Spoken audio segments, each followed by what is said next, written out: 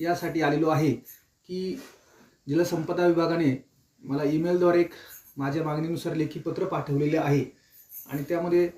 उपकार्यकारी अभियंता भामा आसखेड धरण विभाग यांनी स्पष्ट म्हटलेलं आहे की कळमोडी योजनेचा जो वाढीव गावांसहचा जो सुप्रमा आहे तो शासनास सादर होण्याची जी कार्यवाही ती प्रगतीपथावर आहे।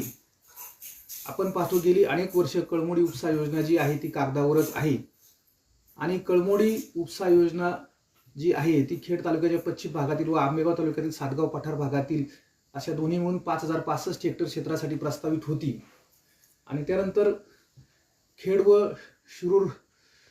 खेडच्या पूर्व भागातील व शिरूर तालुक्यातील केंद्र पाबळ भागातील वाढीव गावं समाविष्ट करण्याचं नियोजन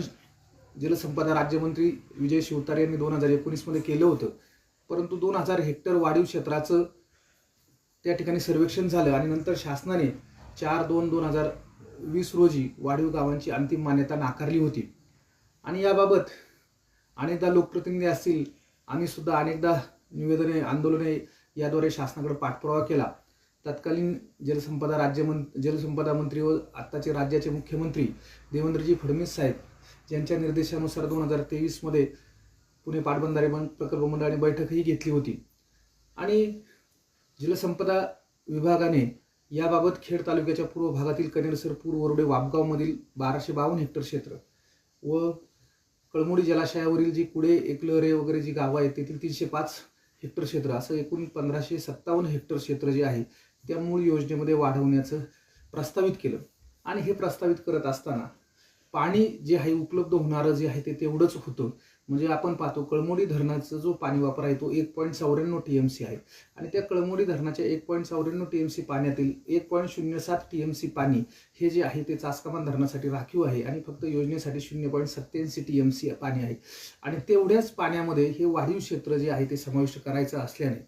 12माही पीक रचनेऐवजी 8माही पीक रचनेचा प्रस्ताव जो आहे तो जलसंपदा विभागाने शासनास सादर केला आणि त्यानंतर त्यास कृषी खात्याची मंजुरी मिळाली आणि 273.41 कोटींचा हा जो वाढीव सुप्रमा जो आहे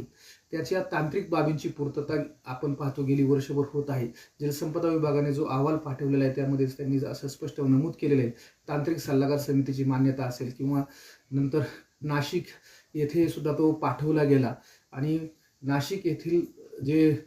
तांत्रिक सल्लागार मंडळ जे आहे आणि त्यांच्याकडे डिसेंबर 2025 रोजी जो आहे तो प्रस्ताव सादर केलेला आहे आणि त्यानंतर या सर्व तांत्रिक बाबींची पूर्तता झाल्यानंतर तो शासनाकडे सादर होईल आणि शासनाकडे सादर झाल्यानंतर त्याबाबत काही शेरे पूर्तता वगैरे सुद्धा जलसंपदा विभागाला करावी लागणार आहे आणि याबाबतचा जो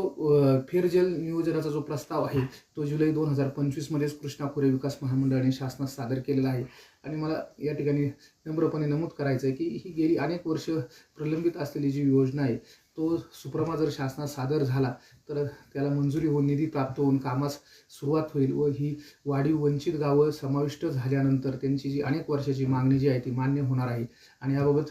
भामा आसखेड धरण विभागाचे उपकार्यकारी अभियंत्यांनी मला पत्र व विस्तृत अहवाल पाठवलेला आहे। मी याबाबत दिनांक 27 जानेवारीपासून आझाद मैदान मुंबई येथे आंदोलनाचा इशारा दिला होता आणि त्या इशाऱ्याच्या अनुषंगाने त्यांनी मला ते पत्र दिलेलं आहे आणि त्या अहवालातील माहितीनुसार हा जो सुप्रमा आहे जो प्रगतीपथावर आहे आणि लवकरच तो शासनात सादर होईल असं मला वाटतं। धन्यवाद।